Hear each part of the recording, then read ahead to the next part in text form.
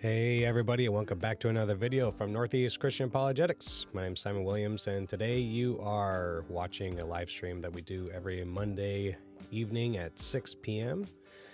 It is our book study, where we read and discuss a book together. We have been going through The Reason for God by Tim Keller. We are up to chapter 10, which is The Problem of Sin. Okay, here's the author of the book. Tim Keller, just like I present you guys with every week, has a ministry called Gospel and Life.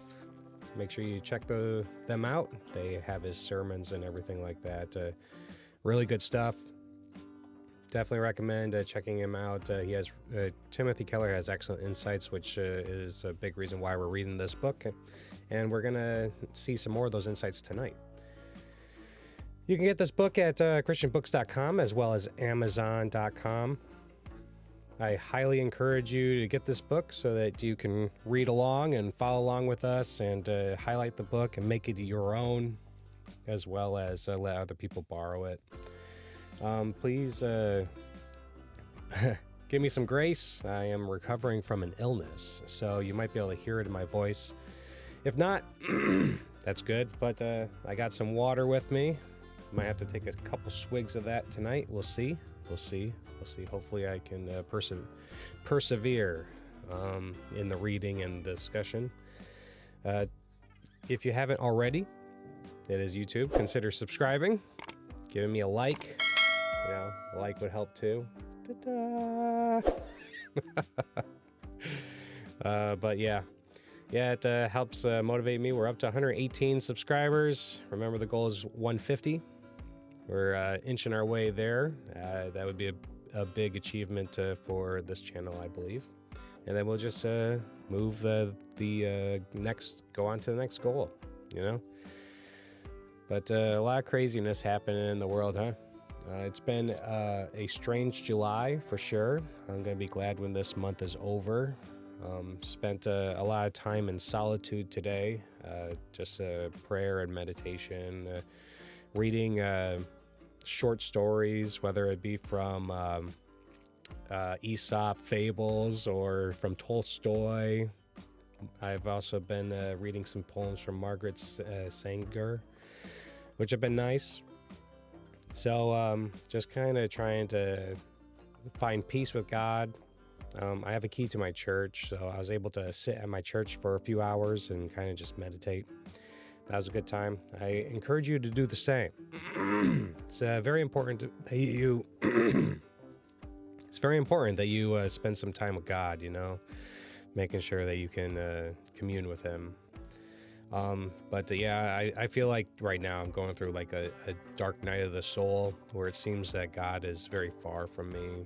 I can't feel his presence as acutely, and it causes me to become discouraged and things of that nature. So if you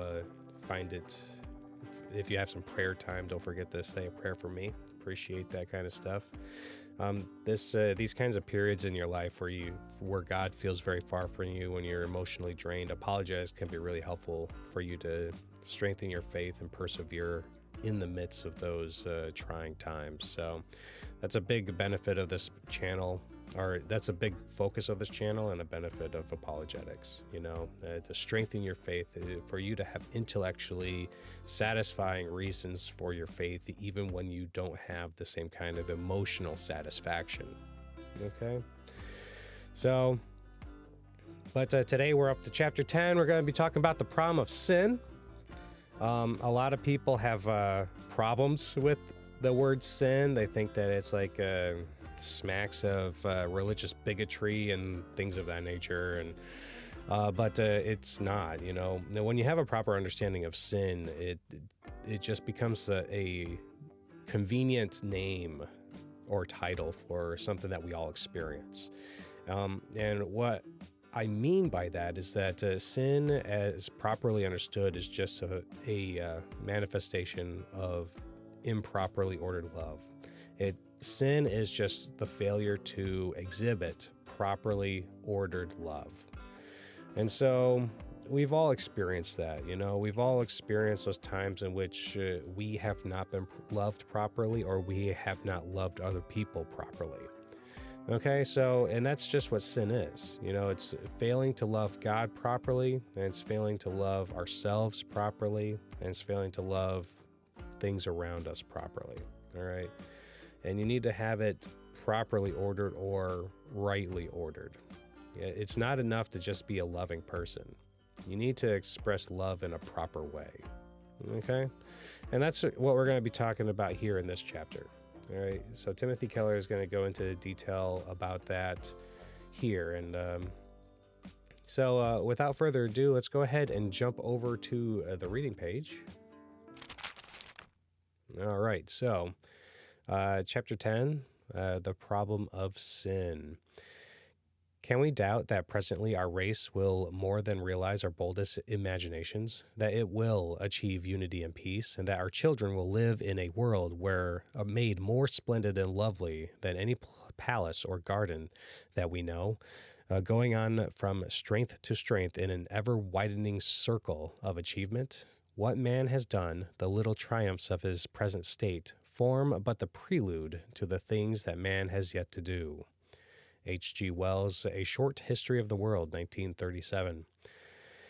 The cold-blooded massacres of the defenseless, the return of a deliberate and organized torture, mental torment, and fear to a world from which such things had seemed well nigh banished, has come near to breaking my spirit altogether. Homo sapiens, as he has been pleased to call himself, is played out. H.G. Wells, A Mind at the End of Its Tether, 1946. So just a difference of 9 years. It is hard to avoid the conclusion that there is something fundamentally wrong with the world. According to Christianity, our biggest problem is sin. Yes. All right. Yeah. So this is a big thing about religions. Okay.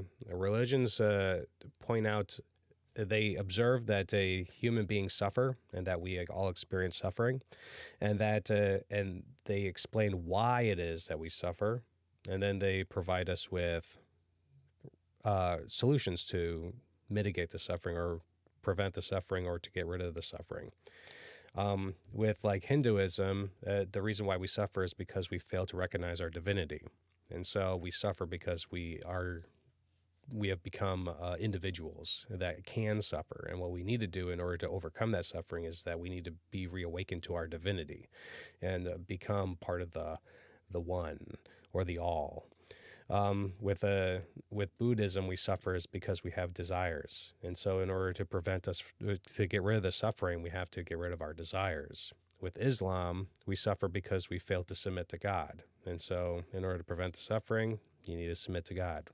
With Christianity says the reason why we suffer is because sin has entered into the world, that we have failed to express properly or love. And how do we become, and this sin has separated us from God. And so how do we overcome the suffering? Well, we can't. God has to overcome the suffering, that God has to overcome the sin and forgive us. And then we have to accept Jesus as Lord, as a adequate propitiation of our sins, So this is what religions do. According to Christianity, our biggest problem is sin. All right, and the correction for that is the work of Christ. Okay. So Keller continues, yet the concept of sin is offensive or ludicrous to many. This is often because we don't understand what Christians mean by the term. Sin and human hope. Many have the impression that the Christian doctrine of sin is bleak and pessimistic about human nature. Nothing could be further from the truth. When I was brand new in the ministry, a young man came to me whose wife had just left him. He was feeling angry at what she had done, guilty over his own flaws that had led her to do it, and despondent before the whole situation. I said that what he needed more than anything was hope. He quickly agreed and asked how he could get some. As gently as possible, I said that the good news was he was a sinner. Because he was a sinner, he wasn't simply the helpless victim of psychological drives or social systems. Years later, I came across a passage in a sermon by Barbara Brown Taylor, who said more eloquently what I tried to say that day. Neither the language of medicine nor of law is adequate substitute for the language of sin. Contrary to the medical model, we are not entirely at the mercy of our maladies. The choice is to enter into the process of repentance. Contrary to the legal model, the essence of sin is not primarily the violation of laws, but a wrecked relationship with God, one another, and the whole created order. All sins are attempted to fill voids, wrote Simone Weil, because we cannot stand the God-shaped hole inside of us. We try stuffing it full of all sorts of things, but only God may fill it. Andrew Delbanco is a humanities professor at Columbia University. Some years ago, he was doing research on Alcoholics Anonymous and was attending AA meetings around the country. One Saturday morning in a New York City church basement, he was listening to a crisply dressed young man who was talking about his problems. In his narrative, he was absolutely faultless. All his mistakes were due to the injustice and betrayals of others. He spoke of how he was going to avenge himself on all who had wronged him. His every gesture gave the impression of grievously wounded pride, Delbanco wrote. It was clear that the young man was trapped in his need to justify himself and that things could only get worse and worse in his life until he recognized this. While he was speaking, a black man in his 40s, in dreadlocks and dark shades, leaned over to Delbanco and said, "I used to feel that way too before I achieved low self-esteem." Delbanco wrote later in his book, The Real American Dream, a meditation on hope. This was more than a good line. For me, it was the moment I understood in a new way the religion I claimed to know something about. As the speaker bombarded us with phrases like, "I got to take control of my life," and "I've got to really believe in myself," the man beside me took refuge in the old Calvinist doctrine that pride is the enemy of hope. What he meant by his joke about self-esteem was that he learned no one can save himself by dint of his own efforts. He thought the speaker was still lost in himself, but without knowing it. By low self-esteem, the man in the dreadlocks did not mean the young man should come to hate himself. He meant that the well-dressed young man was lost in himself until he could admit he was a very flawed human being, a sinner.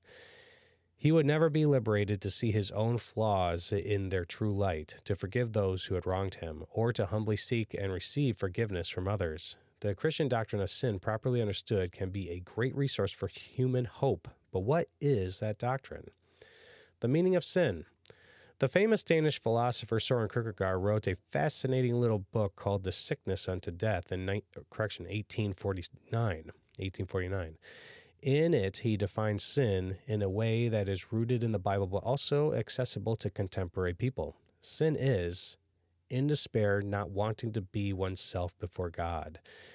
Faith is that the self in being itself and wanting to be itself is grounded transparently in God. Sin is a despairing refusal to find your deepest identity in your relationship and service to God. Sin is seeking to become oneself, to get an identity apart from Him. Okay? Sin is not seeking your identity in Christ. It's seeking your identity in anything else. Okay? What does this mean? Everyone gets their identity, their sense of being distinct and valuable from somewhere or something. Kierkegaard asserts that human beings were made not only to believe in God in some general way, but to love Him supremely, center their lives on Him above anything else, and build their very identity on Him. Anything other than this is sin.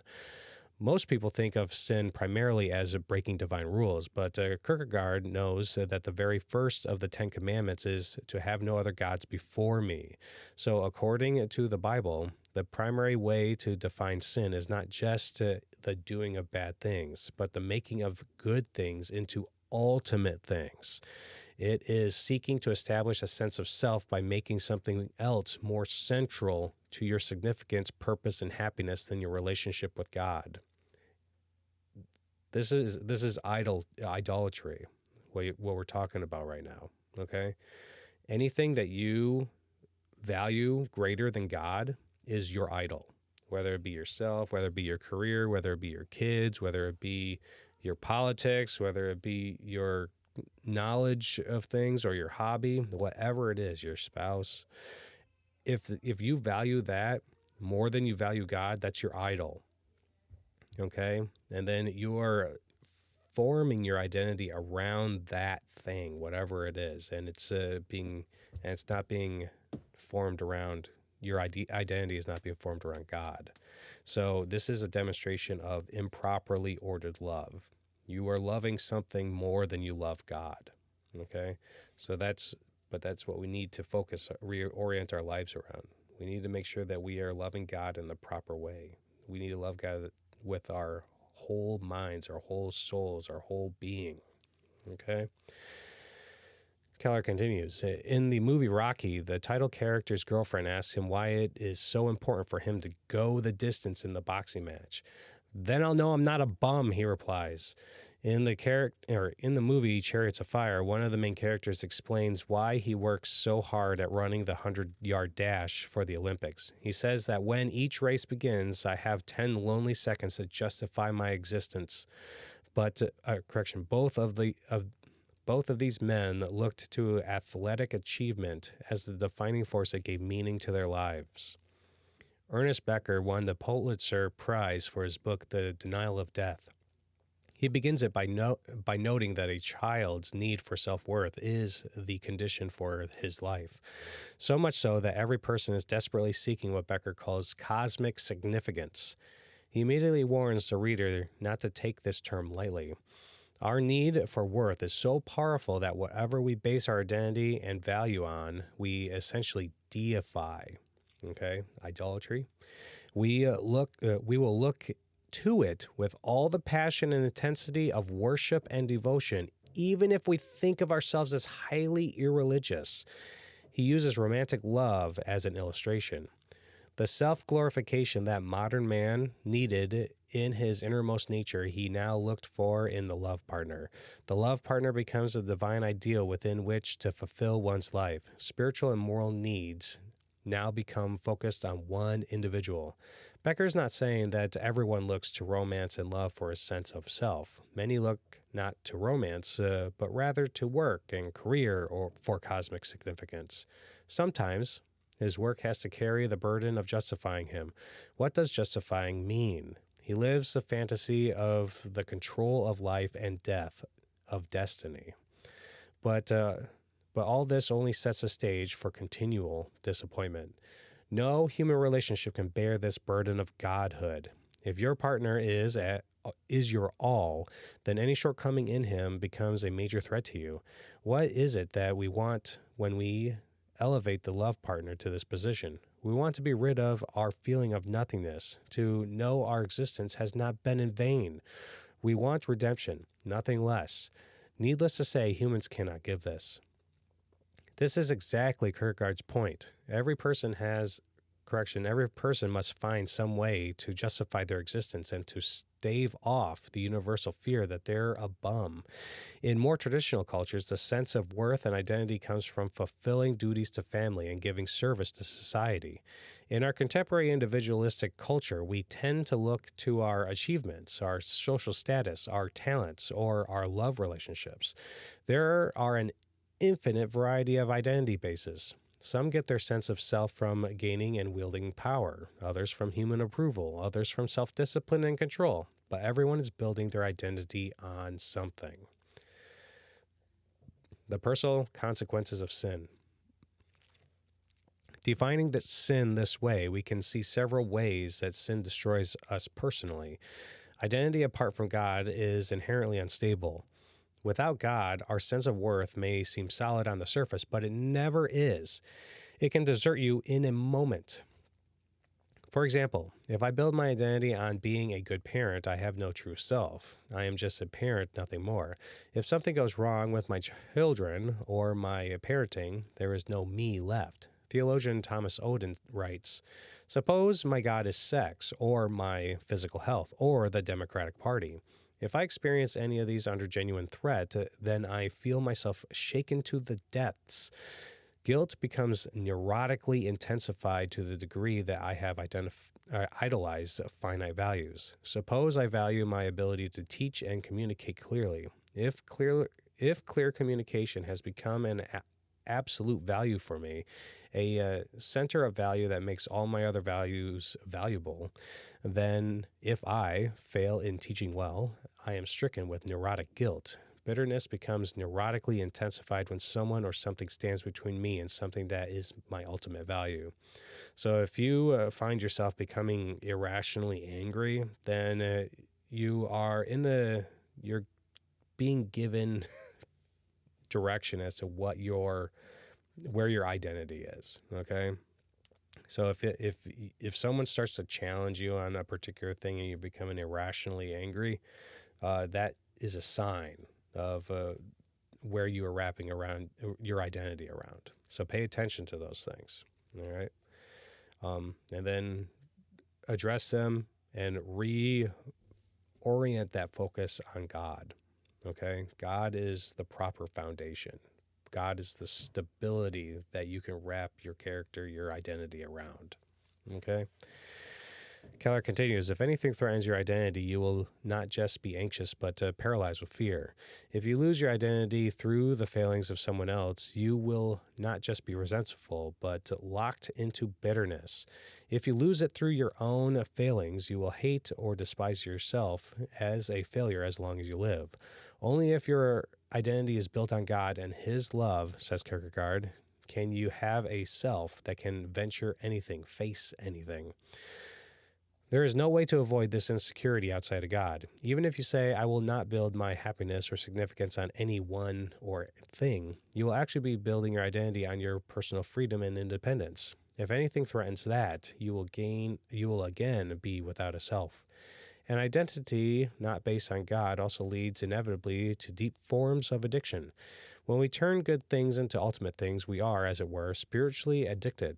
If we take our meaning in life from our family, our work, a cause, or some achievement other than God, they enslave us. We have to have them. St. Augustine said that our loves are not rightly ordered. Okay? He famously said that he famously said to God, our hearts are restless until they find their rest in Thee. If we try to find our ultimate rest in anything else, our hearts become dislocated, out of joint. The good things that enslave us are good things that deserve to be loved. But when our heart loves becoming inordinate, but when our heart loves become inordinate or disorderly, then we fall into patterns of life that are not unlike substance addiction. As in all addiction, we are in denial about the degree to which we are controlled by our God substitutes. And inordinate love creates inordinate, uncontrollable anguish if anything goes wrong with the object of our greatest hopes. As a pastor at my first church in Hopewell, Virginia, I found myself counseling two different women, both of whom were married, both of whom had husbands who were poor fathers, and both of whom had teenage sons who were beginning to get into trouble in school and with the law. Both of the women were angry at their husbands. I advised them and talked, among other things, about the problems of unresolved bitterness and the importance of forgiveness. Both women agreed and sought to forgive. However, the woman who had the worst husband and who had the least was able to forgive. The other woman was not. This puzzled me for months until one day the unforgiving woman blurted out, well, if my son goes down the drain, then my whole life will have been a failure. She had centered her life on her son's happiness and success. That was why she couldn't forgive. In Easter Everywhere, a memoir, Darcy Stank recounts how she, the daughter of a Lutheran minister, left her Christian profession. Moving to New York City, she entered a life of club hopping and sexual obsession. She wrote several novels. She continued, however, to be extremely restless and unfulfilled. In the middle of the book, she quotes from Simone Weil to summarize the main issue of her life. One has only the choice between God and idolatry, Weil wrote. If one denies God, One is worshiping some things of this world in the belief that one sees them only as such, but in fact, though unknown to one's self, imagining the attributes of divinity in them. A life not centered on God leads to emptiness. Building our lives on something besides God not only hurts us if we don't get the desires of our hearts, but also if we do. Few of us get all of our wildest dreams fulfilled in life, and therefore it is easy to live the illusion that if you were as successful, wealthy, popular, or beautiful as you wished, you'd finally be happy and at peace. That just isn't so. In a Village Voice column, Cynthia Heimel thought back on all the people she knew in New York City before they became famous movie stars. One worked behind the makeup counter at Macy's. One worked selling tickets at movie theaters, and so on. When they became successful, every one of them became more angry, manic, unhappy, and unstable than they had been when they were working hard to get to the top. Why? Heimel writes, the giant thing they were striving for, that fame thing that was going to make everything okay, that was going to make their lives bearable, that was going to fulfill them with happiness, had happened. And the next day, they woke up and they were still them. This disillusionment turned them howling and insufferable. The social consequences of sin. Sin does not only have an internal impact on us, but also a devastating effect on the social fabric. In the wake of World War II, the English writer Dorothy Sayers saw many British intellectual elites in despair about the direction of human society. In her 1947 book, Creed, or Chaos, she proposed that their hopelessness was largely due to their loss of belief in the Christian doctrine of original sin, that is, humanity's inherent pride and self-centeredness. The people who are most discouraged, she wrote, are those who cling to an optimistic belief in the civilizing influence of progress and enlightenment. To them, the genocide in totalitarian states and the greed and selfishness of capitalist society are not merely shocking and alarming. For them, these things are the utter negation of everything in which they have believed. It is as though the bottom had dropped out of their universe.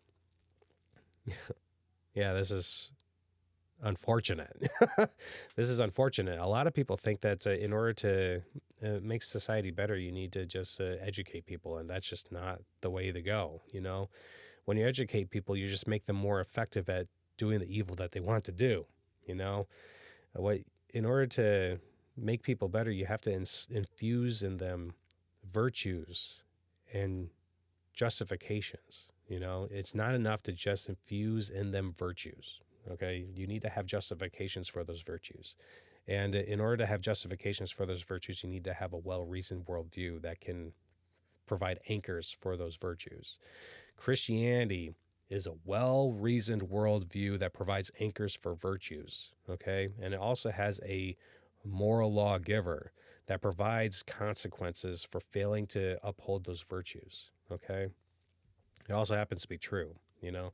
So, like, a lot of these things go towards the benefit of society, you know, exercising virtues, having a close communion with God. These things instill people with peace, fortitude, mental health, that kind of stuff, okay? Properly being taught on how to display and exhibit properly ordered love, sinning less, basically, okay? She concluded, Christians, Keller continues, Christians, however, are accustomed to the idea that there is a deep interior dislocation in the very center of human personality. Okay, she concluded, the Christian dogma of the double nature in man, which asserts that man is disintegrated and necessarily imperfect in himself and all his works, yet closely related by a real unity of substance with an eternal perfection within and beyond him, makes the present perilous state of human society seem less hopeless and less irrational. And that's because, you know, we know that within man is definitely the ability to be self-centered, to prefer oneself over anyone else. Okay, to rage against the Creator and to reject the Creator, and the sin. In The Nature of True Virtue, one of the most profound treatises on social ethics ever written, Jonathan Edwards lays out how sin destroys the social fabric. He argues that human society is deeply fragmented when anything but God is our highest love. If our highest goal in life is the good of our family, then, says Edwards, we will tend to care less for other families. If our highest goal is the good of our nation, tribe, or race, then we will tend to be racist or nationalistic. If our ultimate goal is life is our own individual happiness, then we will put our own economic and power interests ahead of those of others. Edwards concludes that only if God is our summum bonum, our ultimate good and life center, will we find our heart drawn out not only to people of all families, races, and classes, but to the whole world in general. Because you have this, you're able to be more generous, you're able to be more loving, you're able to trust. If you have God in your corner and you believe this, then you believe that God has your good in mind. So you're able to be more generous. You're able to be more forgiving. You're able to be less vengeful. You know, you're like, if I've been wrong, then God is going to handle it. Okay? If I give this money generously, then God will bless me for that. Whether it be monetarily or through some other means, God's got my back. Okay? So Keller continues, how does this destruction of social relationships flow from the internal effects of sin? If we get our very identity, our sense of worth from our political position, then politics is not really about politics, it's about us. Through our cause, we are getting a self, our worth. That means that we must despise and demonize the opposition. If we get our identity from our ethnicity or social economic status, then we have to feel superior to others, to those of other classes or races. If you are profoundly proud of being an open-minded, tolerant soul, you will be extremely indignant toward people you think are bigots. If you are a very moral person, you will feel very superior to people you think are licentious, and so on. There is no way out of this conundrum. The more we love and identify deeply with our family, our class, our race, or our religion, the harder it is to not feel superior or even hostile to other religions, races, etc. So racism, classism, and sexism are not matters of ignorance or a lack of education, but they're a deep-seated reality in human nature. Okay, this is just something that happens. Foucault and others in our time have shown that it is far harder than we think to have a self-identity that doesn't lead to exclusion. The real culture war is taking place inside our own disordered hearts, racked by inordinate desires for things that control us, that lead us to feel superior and exclude those without them, and that fail to satisfy us even when we get them. So it's just all bad. We have this desire, you know. And this is why I emphasize properly ordered love. This is why I emphasize being rightly ordered in your affinities and your desires. This is so important. Desire God more than anything. All right, so the cosmic consequences of sin. The Bible speaks even more comprehensively and more mysteriously about the effects of sin than we have indicated so far. The first and second chapters of Genesis show God speaking the world into being and almost literally getting his hands dirty. And God formed man from the dust of the ground and breathed into his nostrils the breath of life. The contrast with all other ancient creation accounts could not be greater. In most ancient creation accounts, creation is the byproduct of some kind of warfare or other act of violence. Virtually never is the creation deliberate or planned. Secular scientific accounts of the origin of things are, interestingly, almost identical to the older pagan ones. The physical shape of the world, as well as the biological life, is the product of violent forces. Unique among the creation accounts, the Bible depicts a world that is brimming with dynamic, abundant forms of life that are perfectly interwoven and interdependent and mutually enhancing and enriching. The Creator's response to this is delight. He keeps repeating that it is all good. When he creates human beings, he instructs them to continue to cultivate and draw out the vast resources of creation like a gardener does in a garden. Uh, go keep this going, the Creator seems to be saying in Genesis 1:28. Have a ball. The Hebrew word for this perfect, harmonious interdependence among all parts of creation is called shalom. We translate it as peace, but the English word is basically negative, referring to the absence of trouble or hostility. The Hebrew word means much more than that. It means absolute wholeness, full, harmonious, joyful, flourishing life. The devastating loss of shalom through sin is described in Genesis 3. We are told that as soon as we determined to serve ourselves instead of God, as soon as we abandoned living for and enjoying God as our highest good, the entire created world became broken.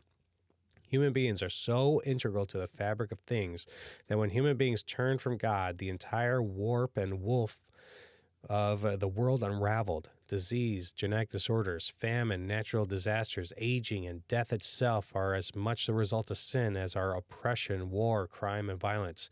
We have lost God's shalom, physically, spiritually, socially, psychologically, culturally.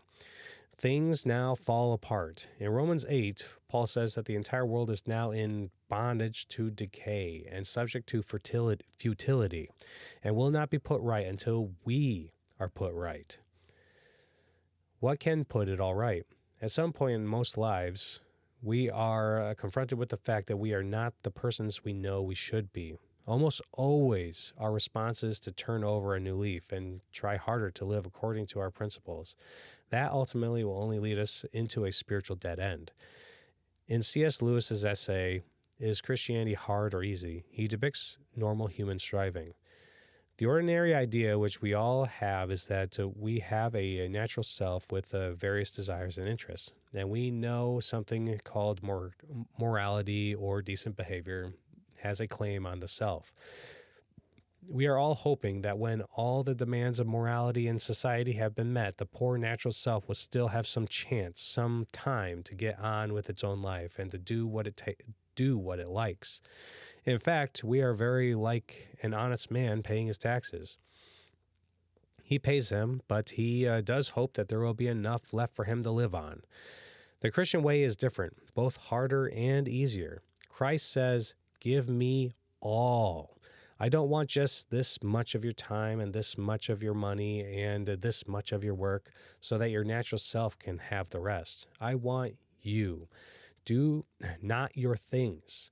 I have come not to torture your natural self. I will give you a new self instead. Hand over the whole natural self, all the desires, not just the ones you think wicked, but the ones you think innocent, the whole outfit.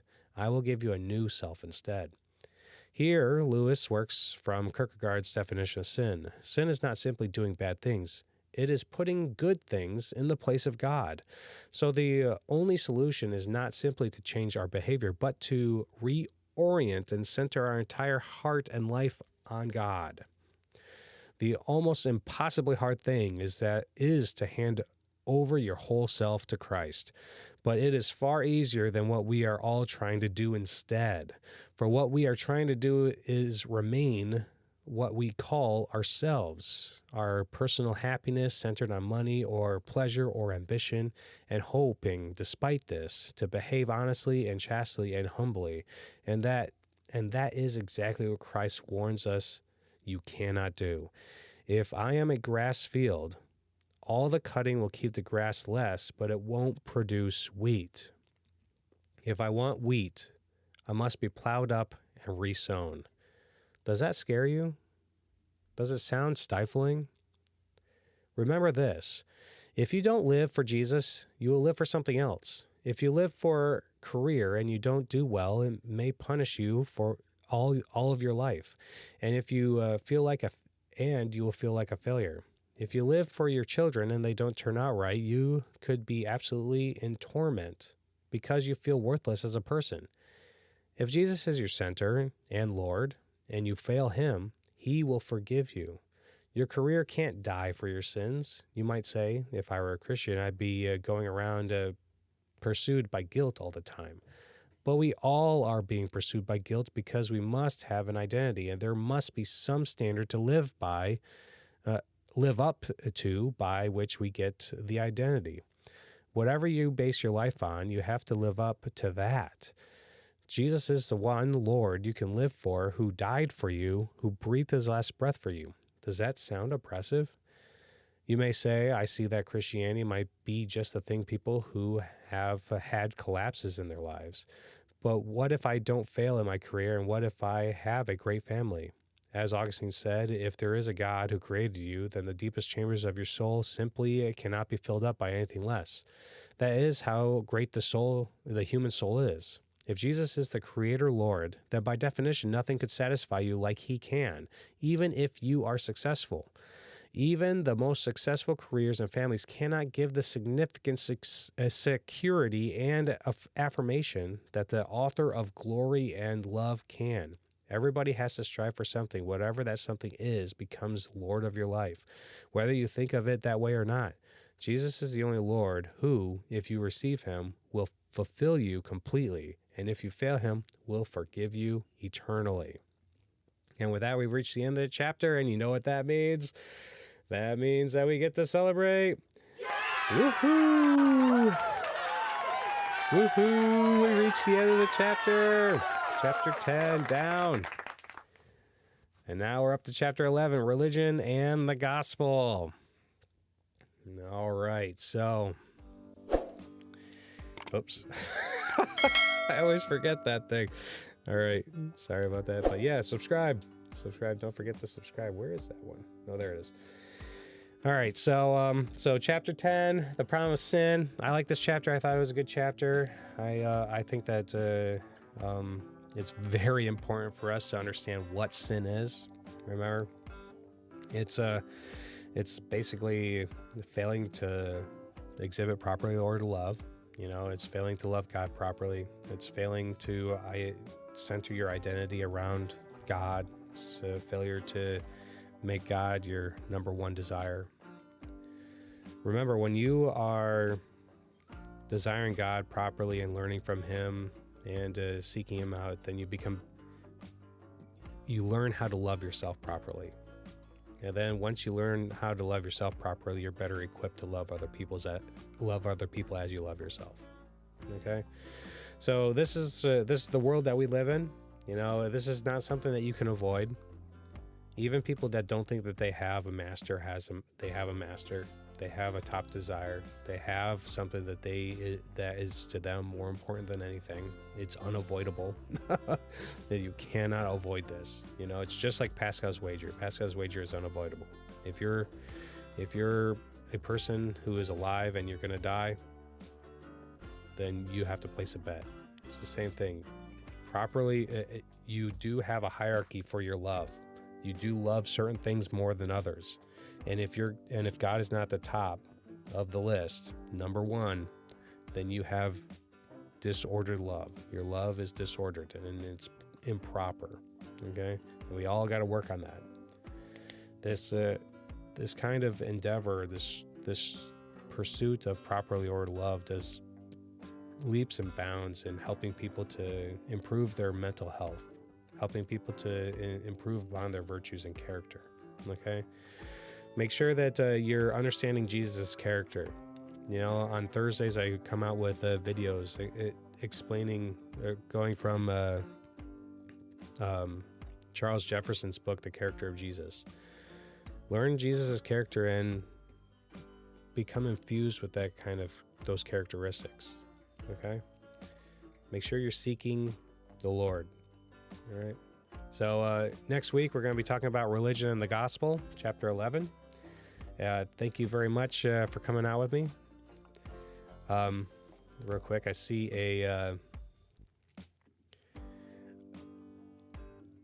Jed says, how would you define worship to an unbeliever? Worship for an unbeliever is just loving it more than anything. Okay? That's worship. You know, when you desire something more than anything else. All right? That is being worshipful for something, to desire it, to love it, to want it, that kind of stuff. Okay? Worship is very simple. It's just a desire that we want to have. It's an appreciation for that thing. When you appreciate anything more than God, that's improper worship. Okay.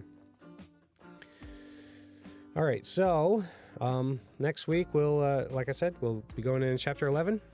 I hope that answered your question. If not, then leave it in the comments below, and we'll hammer it out some more. All right. Thank you for coming out, guys. I'll see you next Monday at 6 p.m. Eastern Time. And have a great night. All right. God bless. Hey, before you go, I hope you enjoyed today's enlightening discussion during our Christian Apologetics book study. It's always a blessing to come together to explore our faith and grow in our understanding. Your participation means the world to me, and I'm grateful for your continued support of Northeast Christian Apologetics. Remember, you can stay connected with me and access valuable resources by visiting my website at nechristianapologetics.com. There you'll find a wealth of articles, videos, and recommended reading material to deepen your knowledge of Christian apologetics. If you're as passionate as I am about equipping believers to defend their faith and engage in meaningful conversations, you can also support this ministry in various ways. One way to support this work is through patreon.com. By becoming a patron, you'll have access to exclusive content, early access to our discussions, and a chance to connect with like-minded individuals who share your passion for Christian apologetics. If Patreon is not your style, some people prefer to give me a one-time tip. And if you'd like to do that, then feel free to do so through Venmo or Cash App. But of course, there are many ways to support me. By praying for this ministry, sharing the content on social media, or simply spreading the word about what I do. Every bit of support goes a long way in helping me fulfill my mission. Once again, thank you for joining me today. Your presence and engagement enrich these discussions, and together, we're on a journey to strengthen our faith and share the good news with others. Stay tuned for more exciting book studies, thought-provoking discussions, and opportunities to grow your Christian apologetics journey. I look forward to seeing you again.